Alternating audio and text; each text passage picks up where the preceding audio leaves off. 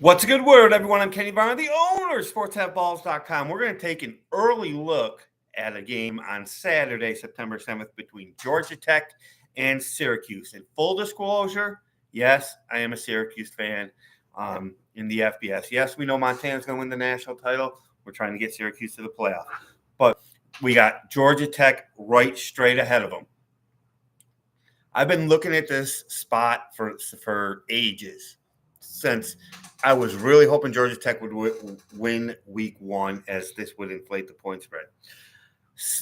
When we look at the scheduling spot, this is really down for Georgia Tech. Motivation spot, really down. Why? We'll tell you that in about 1 minute. I got to tell you about SportsBooks.com, where we've won 7 of our last 10. And we've won 12 out of 18, 12 and 6 the last 2 weeks. So it's a perfect time to join us. From now until the time NFL starts on Thursday, all our packages are buy one, get one free. Week, month, 3 months, 6 months, 1 year. Jump on board with us, as we've won 7 out of 10 all sports, 12 out of 18, and rocking and rolling in college football. With this particular matchup, we got Georgia Tech, and I look at Syracuse's schedule and looked at everyone else and how they match up. I'm like, Syracuse has a great scheduling spot almost every time you look at them. So what do we got? We got Georgia Tech, who played in Dublin, Ireland, come back, play in Atlanta, and now they're going to Syracuse. That's a tough travel spot no matter who it is. Now, when you also look at it, it's a bit of a flat spot for Georgia Tech. Why? They're just coming off a huge emotional game against Florida State. All the hoopla, got to go out of the country, come back home.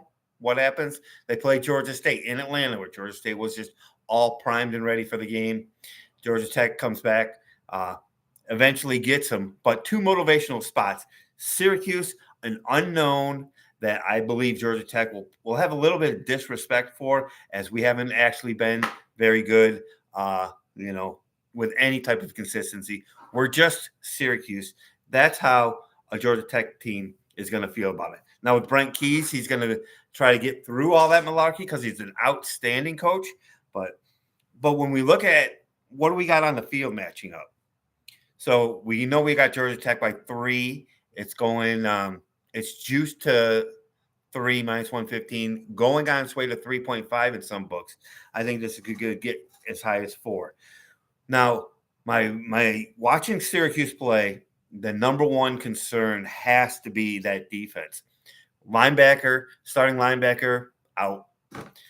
But the big thing was an Ohio University team who had virtually nothing back on offense, is not primed and ready to win the MAC, ran for 250 yards.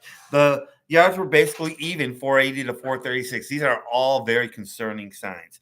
The number one thing going for the Cuse is they're going to be fine on offense. They got skill all over the place. LeQuint Allen still went for 95 yards. McCord is all everything, just like Ohio State said he would be. The talent, Gaston is back, and 4 guys with over 70 yards receiving. The offense is there. Now let's look at their offense is definitely there, no doubt about it. They got their quarterback leading the way. They're fine. Their defense is I think is overvalued at this point. Why? When they played Florida State was still efficient. The bottom line with that one was both teams only had 7 possessions. And after the first one, Georgia Tech did well, but DJ Uyunglele missed some throws, and this is 4 or 5 levels better a quarterback than they have. And they have the skill positions, all the match Florida State that you could want, with a much better quarterback who's going to be more on target.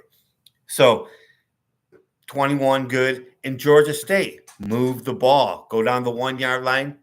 Credit to Georgia Tech bowing up, forcing them to a field goal from the 1-yard line, forcing them when they did get down there early, first drive of the game, bowing up. And that's all well and good, but with a team like Syracuse, the best quarterback that Georgia Tech's going to play all year, I think this is very interesting. So the flying the ointment about taking the Qs plus the points is that defense, is that run defense that Georgia Tech could really exploit if they don't fill some gaps and get better. And this early in the season, I don't see this is exactly how the defense is going to be, but it's very concerning going into this game for Georgia Tech. But I think this is a big time overlooked spot for Georgia Tech with a big game with an in-state team. They own Georgia now. They get their chance to own Georgia on the last game of the season. And then Florida State was huge. Now this is just only Syracuse. Not ranked, 1-0. They only beat Ohio. They didn't cover 38-22. Phantom holding call allowed Ohio to cover the spread 38-22. I think you're going to get a little bit of value as the week goes along. I would expect this thing to go to 3.5, 4, 4.5. And actually, the better thing might be the over. I see it laying at 61, and I think Georgia Tech's going to score their points. I really believe that Syracuse will score their points, so you could have a bit of a shootout in this game. 61 is a bit of a high number. 31-28 still goes over in a bit of a shootout. So I don't know if we can actually get there, but I think you're going to see points in the dome. I think you're going to see a wire job. I would rather have the points in this particular game. Whether we get to the window with anything, I just thought this was a fascinating handicap. Georgia Tech will overlook Syracuse, and 3 weeks without a week off, Georgia Tech, Dublin, Atlanta, Syracuse, a little bit of a flat spot. I would see for Syracuse a big effort. I think it's going to be a special season if Syracuse gets to this game. We'll see how it all plays out. So remember, SportsBooks.com is the name of my site. We're on a 7-3 run, 12-6 back 2 weeks. Come join us today. Buy one, get one free on every offer. SportsBooks.com. We'll see you in the next video, and let's make money.